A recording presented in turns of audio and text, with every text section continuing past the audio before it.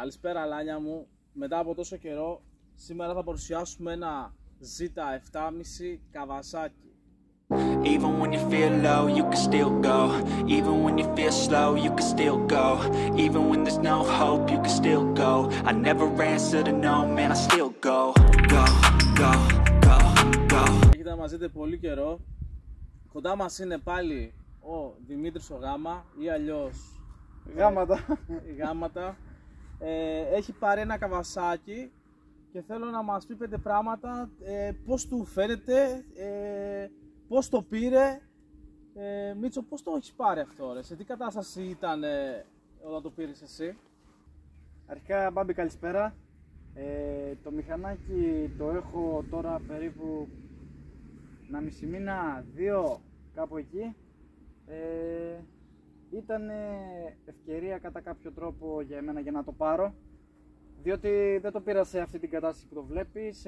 Το μηχανάκι, λόγω ότι το παλικάρι που το είχε στην Αθήνα για να μετακινείται εκεί, και ένα βράδυ τέλος πάντων του κλέψανε κάτι αλάνια εδώ μπροστά, τα όργανα όλα και τα σχετικά. Είχαν κόψει πλεξούδες, γκάζια, φρένα, συμπλέκτες, τα είχαν κόψει όλα. Μετά εγώ, εντάξει, μετά από συζήτηση με το παιδί, το κλείσαμε, το πήρα και σιγά σιγά ξεκίνησα δηλαδή να το μοντάρω. Δηλαδή σιγά σιγά έβρισκα πλεξούδες, να του περάσω πλεξούδες από την αρχή, να του βάλω φανάρια, μάσκες εκεί πέρα, κοντέρ. Είχε μια διαδικασία, και προφανώς άμα δεν έχει κάποιος, ας πούμε, γνώσεις να το κάνει με προσωπική του εργασία αυτό το πράγμα, δεν συμφέρει και να το πάει και σε εμάς τώρα, γιατί προφανώς οι περισσότεροι θα γνωρίζετε, ξέρεις και εσύ, Μπάμπη, ότι ναι, γιατί είναι και είναι η εργασία που θα έπαιρνε ένας μάστορας δηλαδή για αυτό το πράγμα, είναι αρκετή, θεωρώ. Ναι, σωστά, έτσι. Ναι, και το πήρα και το έχω τώρα. Δηλαδή, το έχεις πολύ λίγο καιρό, βασικά το έχω λίγο καιρό, ναι, η αλήθεια. 2 μήνες το έχεις τουλάχιστον. Ναι, περίπου κάπου εκεί. Κάπου εκεί. Προχθές κιόλας το έβαψα. Προχθές τα πήρα. Ήθελα να πω και γι' αυτό ότι ο Μίτσος έχει ασχοληθεί με το μηχανάκι αυτή τη στιγμή. Κάτσανε, το βάψανε. Θα το δείτε και μετά στο βίντεο γύρω να δείτε πώς είναι το μηχανάκι. Πάντως είναι φοβερό και το βάψιμο, έτσι. Ναι. Το άλλαξε τελείως, ρε φίλε. Ναι, ήταν, εντάξει, η κατάσταση που το πήρε ήταν ταλαιπωρημένο και το χρώμα του, εννοείται γι' αυτό. Ναι.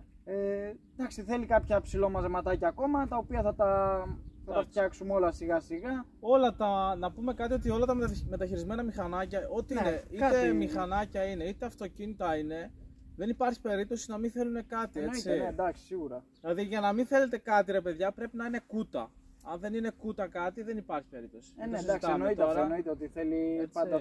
Θέλει και όποιος μπορεί, δηλαδή, κατά τη γνώμη μου, προσωπική εργασία δηλαδή πάνω στο όχημά του, να ξέρει ο ίδιος τι έχει κάνει, ναι, σωστά, και να γλιτώνει και χρήματα, εννοείται. Ναι. Να πούμε ότι του Μίτσου αυτό σαν μηχανή είναι η πρώτη του. Ναι. Όχι ότι δεν έχει οδηγήσει, τον ξέρετε τον Μίτσο μέσα από τα βίντεο, τον έχετε ξαναδεί, τον βλέπουμε και στα social και το Instagram του, είτε Δημήτρης Γάμα, και στο Instagram και στο Facebook, αν δεν κάνω λάθος. Και στο TikTok, παντού έχουμε. Και στο TikTok. Το ξέρετε γενικά, και όποιοι δεν το ξέρετε μπορείτε να πάτε να τον ακολουθήσετε. Ανεβάζει πάρα πολλά και είναι και οδηγός αγώνες σε dragster. Τρέχει και dragster με μηχανάκια, με μεγάλες μηχανές, που έχει μια αλφα εμπειρία και από πιο μικρή ηλικία και ειδικά τώρα.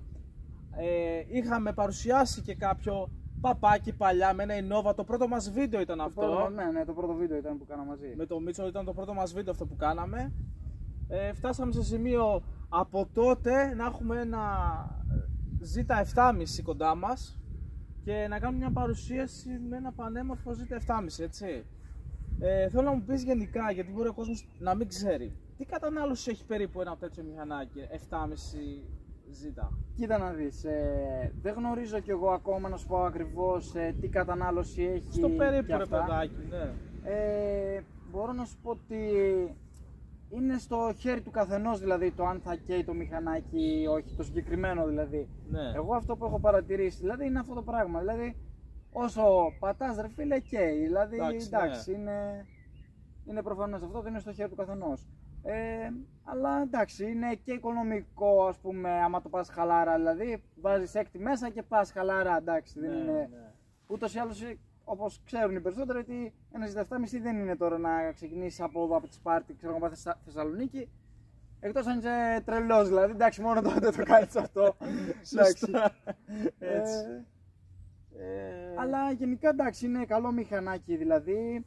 Είναι, θεωρώ, ένα μηχανάκι το οποίο μπορεί κάποιοι να μην συμφωνήσουν, αλλά θεωρώ για την πόλη μέσα και για κοντινά ταξιδάκια, να σου το πω και έτσι. Σίγουρα. Είναι μια χαρά, δηλαδή και για τη βόλτα, να πετάξεις και ένα φύλλο πίσω, να πας κάπου. Άνετα, ναι. Ωραίο είναι στον δρόμο, το γκαζάκι του όσο και να το κάνεις στόχι, εντάξει, δεν είναι κανένα.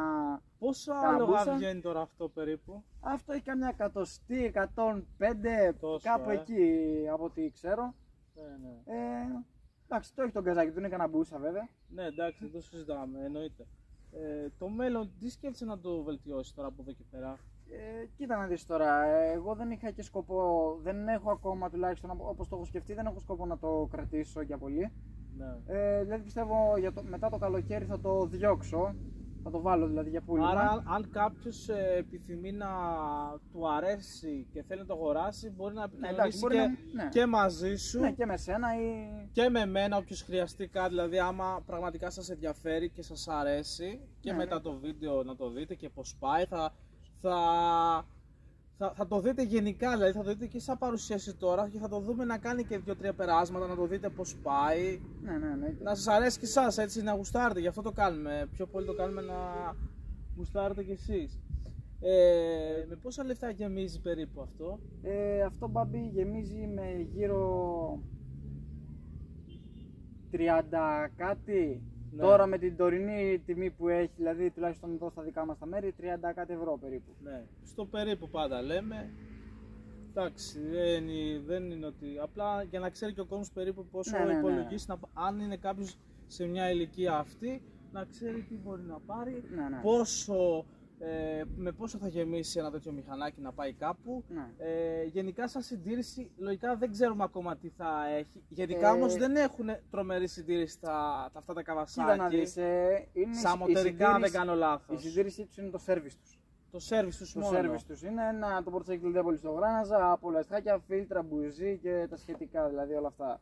Ναι. Τα παραφλούζου και ό,τι βάζει ο καθένας μες στο ψυγείο. Ωραία, ναι, ωραία. Τι άλλο, δεν ξέρω Μίτσο, τι άλλο μπορούμε να πούμε για το μηχανάκι. Πιστεύω πως δεν έχουμε να πούμε κάτι άλλο. Ναι. Το μηχανάκι να πούμε βέβαια ότι είναι εντελώς μαμίσιο, μόνο εκτός από ένα τελικό που φοράει. Δεν έχω ασχοληθεί ακόμα σε σχέση πάνω στο κομμάτι της βελτίωσης μου να πειράξω κάτι, να το κάνω πρόγραμμα ή οτιδήποτε.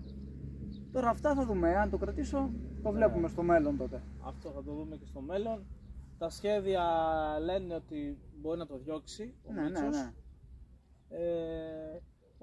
Ωραία ρε Μίτσο, σε ευχαριστούμε πάρα πολύ για τη συνέντευξη. Τίποτα ρε Μπάμπη, εννοείται. Έτσι κι αλλιώς το Μίτσο το ξέρουμε, είμαστε μαζί σχεδόν κάθε μέρα. Εντάξει, λόγω δουλειάς δεν είμαστε...